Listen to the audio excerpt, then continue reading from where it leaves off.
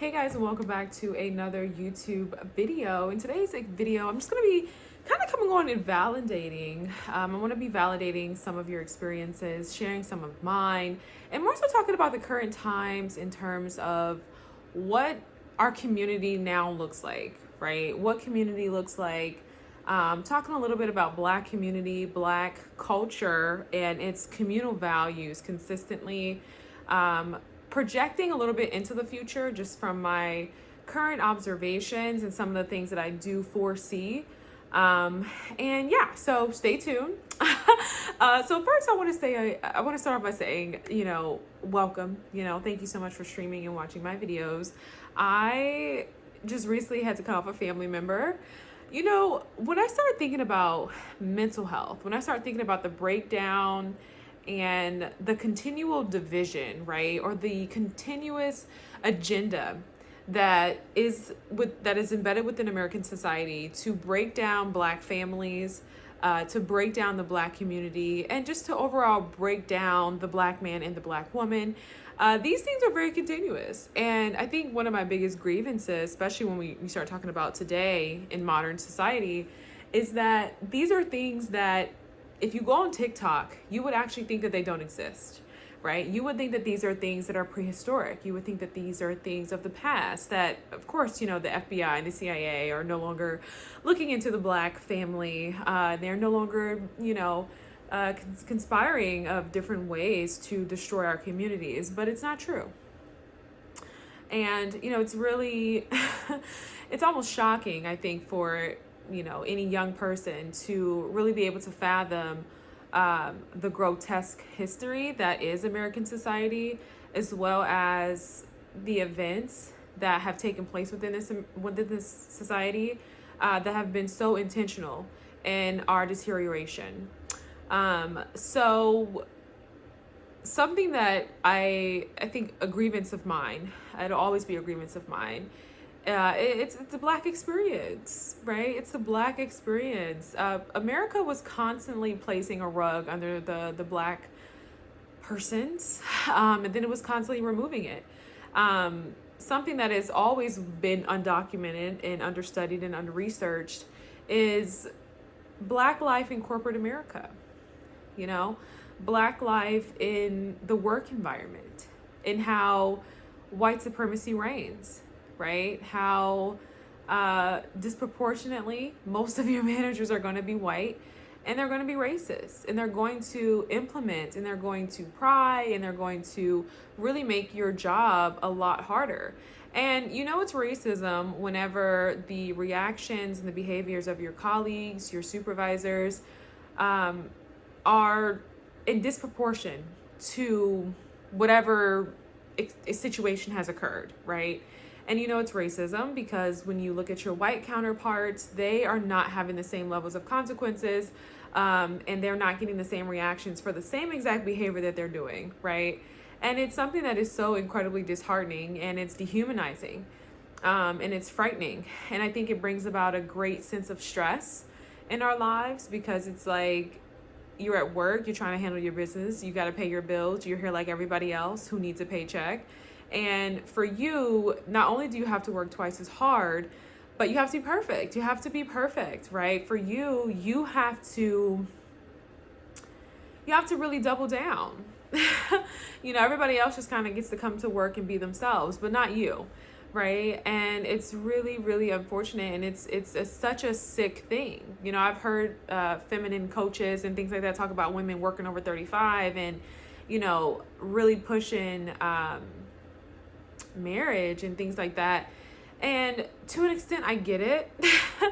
But I just think it's just I think that's probably one of the reasons why I do think a lot of women push towards that, right? Because it's incredibly difficult. It's incredibly difficult to work within white institutions as a Black person. And it's just unfortunate because it's like, I feel like we live in a place in society today where, it's a perfect world, right? These events are things that are of the past, right?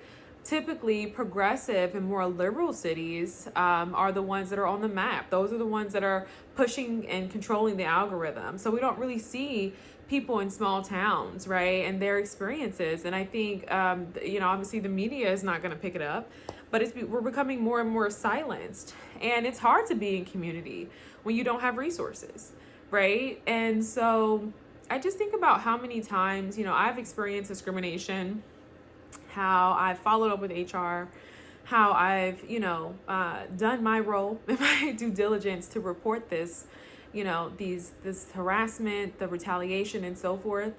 And it never was resolved in my favor.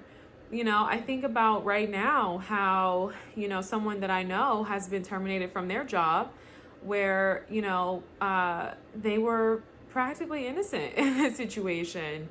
And the white person, the white counterpart, ultimately is still employed and is doing all type of illegal white collar crimes.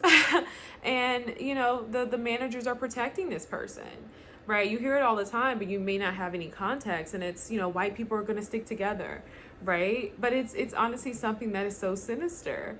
And so I don't know, I just wanted to come on and kind of express my grievances for that, because I just think about so many Black people who are literally going through so much on their jobs, and there's not really any sense of allegiance, right? You're at work, you're stressed out. When you leave work, you're stressed out, right? Because you have no idea what the next step is going to be, right? And we know that we are, and I don't think we're moving towards this place in society. I just think as we get older, our skill set, our education levels play a huge role in the type of jobs that we're going to get. And for so many of us, we've been discouraged to pursue any type of collegiate degree. So many of us are without education. And for those who seek entrepreneurship is incredibly difficult. It's incredibly difficult. It's truly a fantasy, for the African American in, American society, right? It's, you're sold this idea about what entrepreneurship is going to be for you, but it's incredibly difficult. It is incredibly difficult. Every white entrepreneur who goes online, who's on a television show or whatever the case may be, and they're talking about how they've been able to do X, Y, and Z, they never tell you about all the money that they had saved to really invest in this. They never tell you about the loans. They never tell you about the real tangibles, that it really took to bring about these outcomes. And it's a huge disservice, and I say this all the time, it's a huge disservice.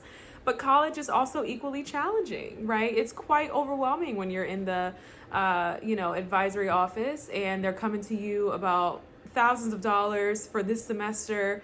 You're kind of doing okay for one class, but you got to retake another because you got to work and you have all of these other responsibilities where, most people who are in college, obviously age can play a huge role as well. I do think it's better to go if you're younger, but we also understand the lack of maturity, the lack of, study habits and concentration and just all the things, but there's also an underestimation is what I'm saying overall when we just say like, oh, just go to college. It's a huge underestimation about what's really required, and who succeeds and who does not succeed.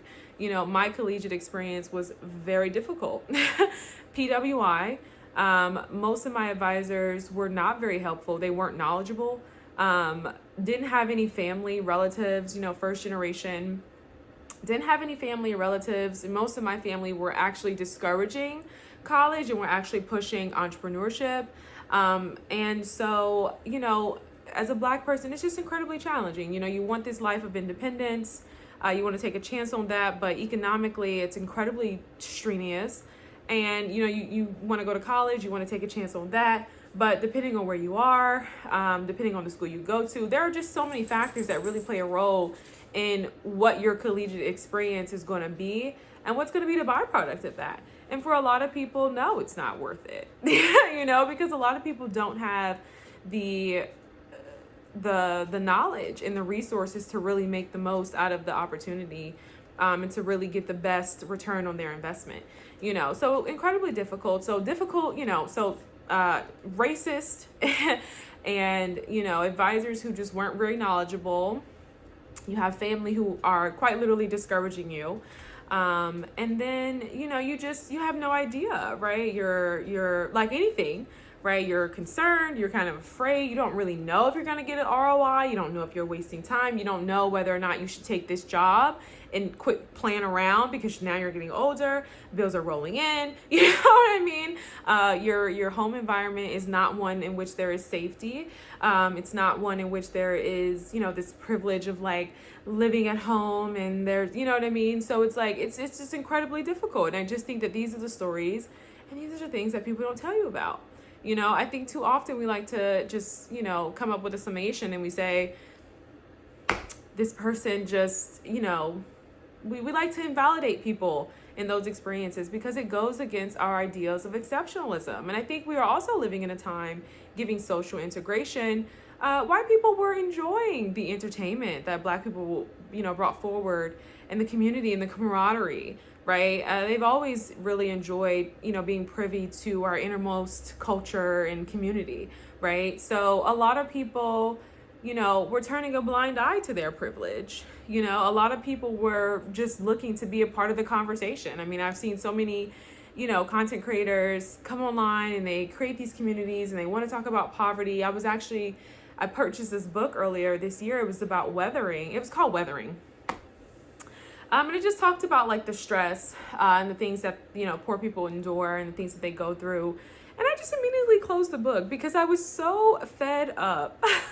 I just got so fed up with the disproportionate amount of white people who, peer into sociology and they want to dive into this research about poverty, and it just doesn't concern them. It's not their experience. They have, and it's like they're looking for some type of Pulitzer Prize or something, and it's just so exhausting. So I never read Weathering, but I'm pretty sure it's gonna be in alignment with most things. And so, yeah, I mean, that's not to say white people can't do, we don't really have to get into every nuance. I'm pretty sure you guys know what's up.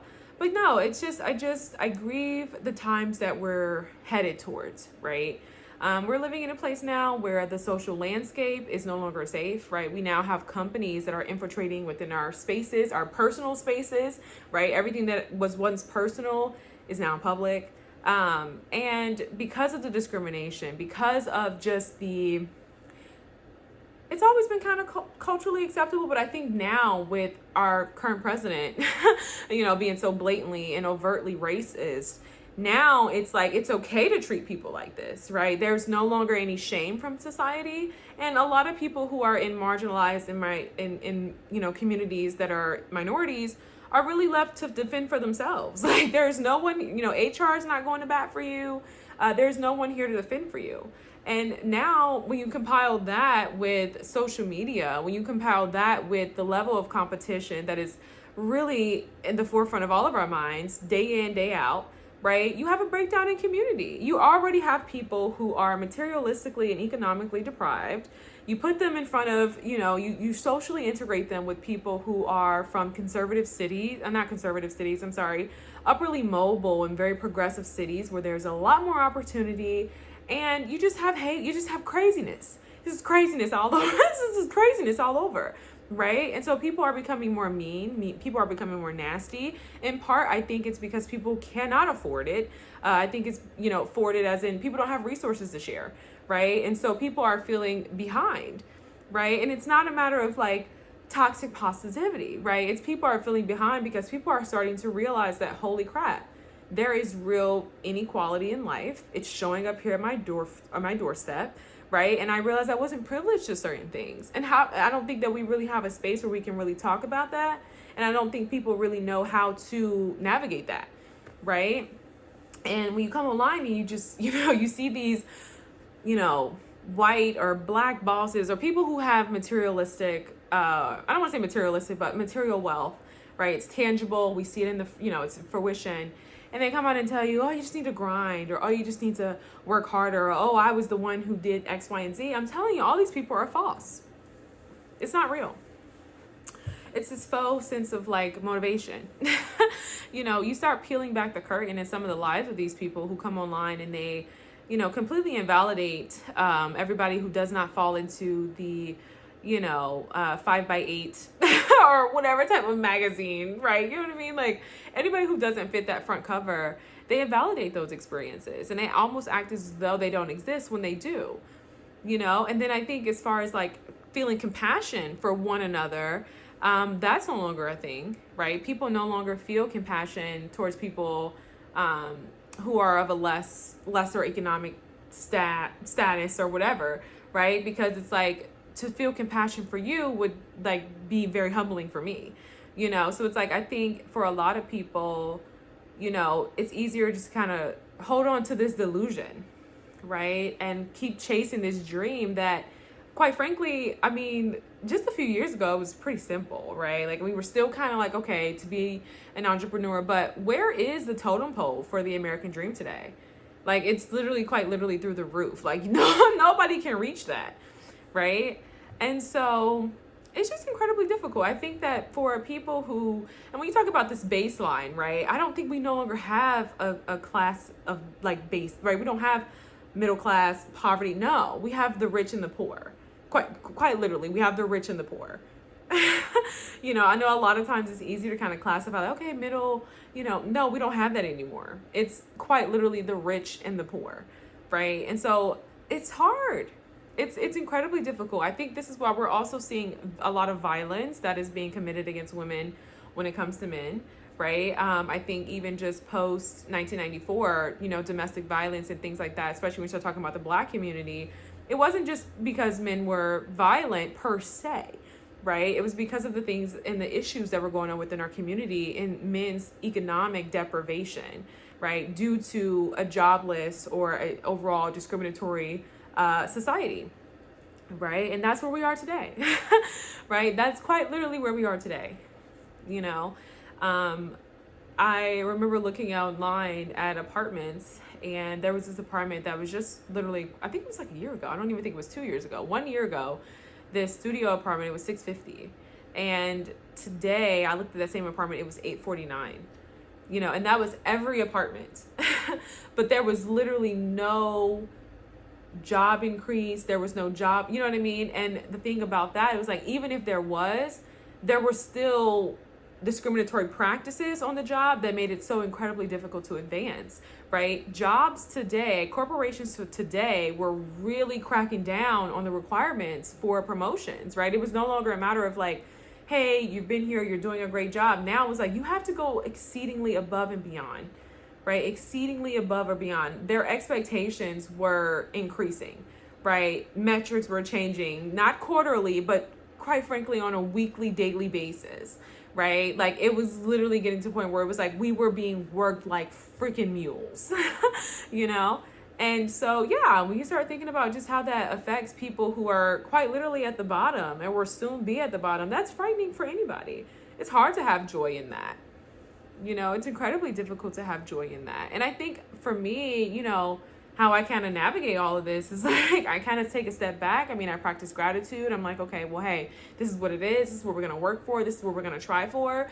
But even with you being somebody who's optimistic, who's putting your best foot forward, it's still incredibly challenging because of the people around you, right? The lack of happiness of the people around you.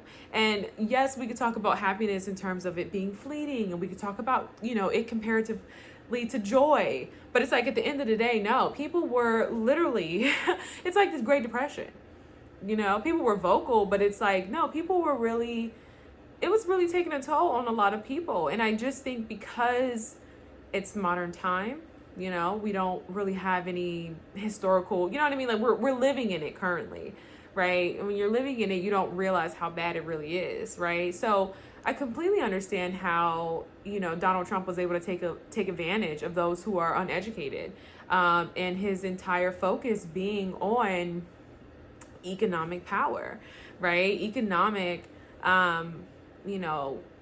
sufficiency, right? Because look at where we are today. It's really bad, right? We see people on the streets and they're homeless and they're disheveled and they're older, so we don't really think it's a thing. But I mean, Jesus Christ, right? We were no longer living in a society where you could actually afford to sustain by yourself. And that left you susceptible to other people who didn't want to help you, right? Whether they were selfish and hoarding their resources, or they were people who were also afraid of the future and what was to come with their resources, right? Y'all know we're growing up in communities where there's scarcity mindedness, right? Everybody's not having conscious conversations, right?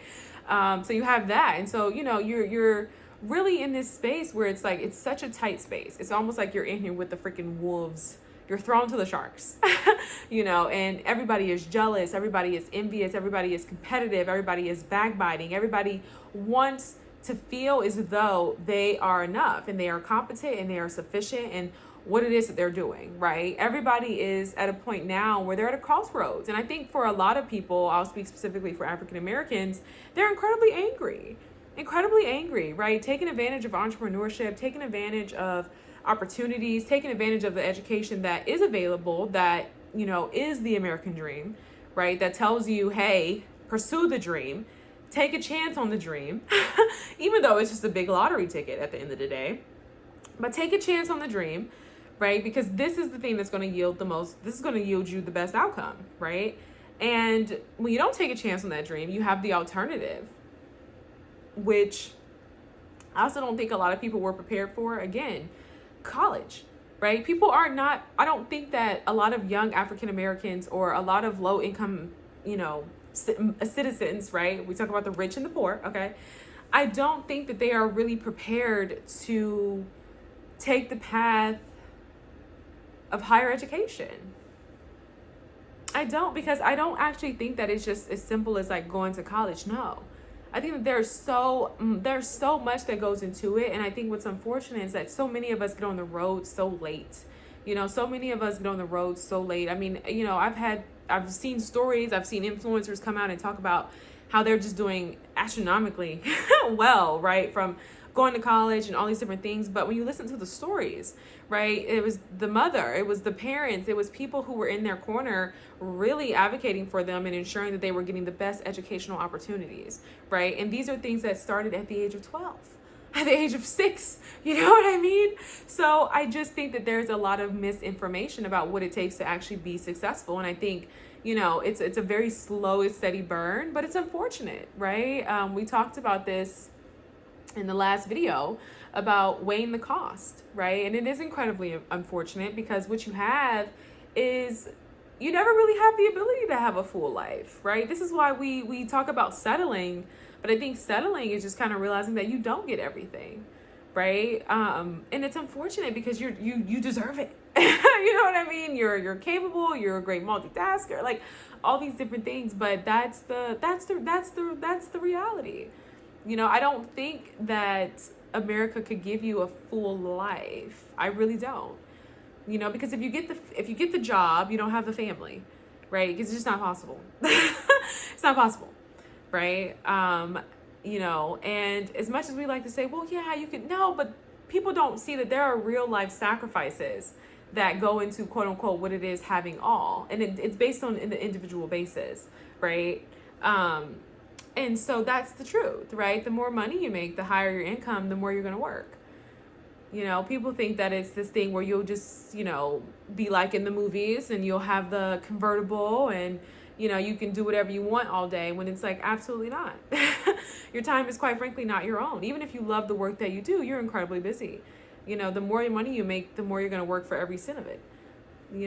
And there are still very much, gender inequality. There are still privileges in terms of race. So that's, obviously people are going to have a different, opinion concerning that, or a different outlook concerning that. But yeah, it's just a very interesting time, and I just think it's unfortunate because we're at a point now where we need community so bad, but we have no choice but to forego our communities. Because quite frankly, everybody was out for self. We were all in survival mode. Nobody knew what was going to happen. Even the most optimistic and faithful person was still operating at a deficit. So we could no longer really come together and band with our resources, right? Exploitation was at an all-time high, right? Look around, right? Exploitation was at an all-time high. That's why women were decentering men. It was like, hey, listen, I cannot afford to be exploited. You know what I mean? Because that just adds another layer of difficulty to my life, And so it's a very sad thing to see the human revolt. I think I tell people all the time, the collective grief in terms of the election and in terms of, Harris's loss, right? Harris's loss is that we really, I think the vast majority of us were actually really looking forward to having a society that emphasizes things like compassion, kindness, right, collective progression, and we didn't get that. What we got was more of the same, which was individualism. And I think even in some of the work that has been done through social integration, I think a lot of people were looking forward to progressing as a racial class, right? As citizens, okay, as people, right? Like, I think a lot of people were looking forward to moving past a lot of things. And I think what Trump did was really take us back in terms of that progression, and certainly took away our hopes for harmony within Black and white communities, Hispanic communities, and just anybody who's American citizen at this point, right? Immigrants as well, and so now we were really polarized, and now it was very evident of the have and the have-nots. And it's a deep concern for our youth, right? You start talking about tampering with the Department of Education, and it's like, what does it look like for them? So it's just unfortunate, because like I said, I think we're just moving towards I heard someone say like an anarchy, but it's just unfortunate because people were becoming meaner and crueler, and people were upset about what would no longer be available to them. And there was really nothing that we could do about it. There was absolutely nothing that we can do about it. And I think that that's where the helplessness comes, because it's like you're quite literally just existing in it, right? You voted, you did your best, but now here it is. And it's very heavy. It's very heavy, especially when you're at work experiencing discriminatory practices, and companies are not going to protect you, right? Not because you're not right, not because your claim isn't viable, but because you're Black. This is a white person, and you have no idea what that does to your psyche as a Black person. You start talking about the stressors that show up, the anxiety, right? The frustrations, the anger, like whatever the case may be. You have no idea what it's like to literally be kicked while you're already down trying to figure it out, right? And the level of intensity and perfection that is so often required is so difficult. And I grieve the lies for our youth today, because we tell young girls, if you could just be beautiful enough, right? That's the thing. The message today is, if you could just be beautiful enough, be aesthetically appeasing enough, you can overcome difficulty, right? You won't have to go through these things, right? And this is also why I think we have a lack of community organization around certain social movements and things like that who could possibly progress, although I don't really know, because I think we think that if we can just work on ourselves individually, then we'll be able to get somewhere. But it's not true, right? It's not true. And so, and I think for other people, they tell you if you could just start the podcast, get the views or whatever, you're going to be financially stable. And it's not true, right? We have that tendency to go and buy more stuff. We have that tendency to appeal more successful than we are a lot of times. And, the thing about entrepreneurship and business is like, it's you got to really be good with your money, right? Because it's not, it's not true, right? You don't live on a high forever, right? Especially when you start talking about online businesses, especially when you start talking about podcasts, especially when you're just talking about a small business in general, right? You don't live up here, right? There are going to be some lows, and who knows where this is going to be in the next 5 to 10 years. And this is what you've invested your life in. And though I think it's very noble, and I'm never taken away from that. I'm not pouring fear into anyone, Do I think that there are some small businesses that are, online and podcasts and things like that are very sustainable? Yeah.